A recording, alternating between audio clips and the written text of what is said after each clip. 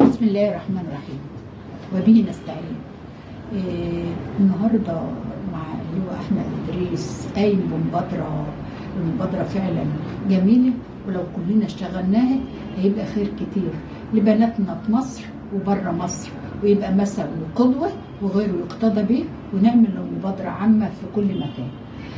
جناب اللواء، حضرتك كتبت على الصفحه وانا جات لك بناء على الكتابه ان انت هتقوم بفستان العروسه، والوقت سمعتك وانت بتتكلم مع الاخت هتقوم بمكياجها، يعني هتقوموا العروسه فريق كامل متكامل بحيث ان هي تروح بيت العريس، يعني ما نشيل اعباء من الاعباء اللي هي ايه مطلوبه عليها. واحنا النهارده في الكتله دي في حب مصر، حبا في مصر، حاجه جميله طبعا ان احنا نفكر في اولادنا ونفكر فيهم. جناب اللواء، انت حضرتك طبعا اتكلمت والناس هتتكلم وفي اسئله بتطرح كتيره، هو بيعمل كده ليه، او البنات دي تقرب له. احنا عايزين نفهم ونوصل للشارع المصري حضرتك نوع لايه وايه اللي متاح لبناتنا. بسم الله الرحمن الرحيم.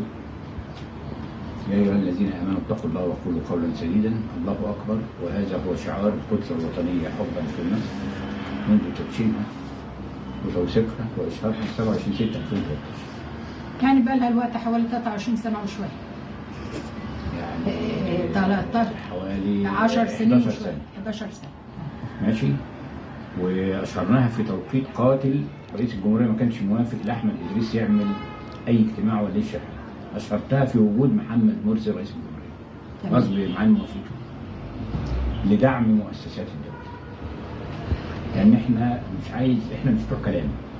مفيش واحد ادى دمه وروحه لمصر في الاستنزاف وحرب اكتوبر 73 ويقول كلمة ما يكونش قدها. صح، وده اللي احنا عايزينه. احنا ادينا أغلى حاجة في جسمنا وهو دمنا لمصر وروحنا. تمام؟ وأنا كنت شاب صغير، أصبت مرتين في الحرب، أصريت في المرة الأولانية لازم أتعالج في الميدان وأكمل دوري. النهارده الشباب بيبقى صحته 100 ويجيب مرض لشغله عشان ما يروحش شغله ويروح يلعب بره أو يقبض فلوس، لكن إحنا في الميدان أصرينا نتعالج واتعالجنا وكملنا دورنا إلى أن أصبت فجر 23 أكتوبر ونقلوني في المستشفى. وانا شايفه حضرتك متكاتف وياهم مع اخواننا ابطال من دهب، دايما بتبقى متواجد وياهم، وفي بينكم وبين بعض ألفة وحب، لسه متحدين رغم 51 او 52 سنه، لان انكم لسه متحدين لحد الان. زمن اكتوبر 73 يمتاز لانه في حب ومحبه واخلاص، وكانت دي في كل مؤسسات الدوله والشعب كله. عشان كده نفسي روح اكتوبر 73 ترجع للشعب المصري، فقلت اعمل كيان الشعب اللي هي الكتله.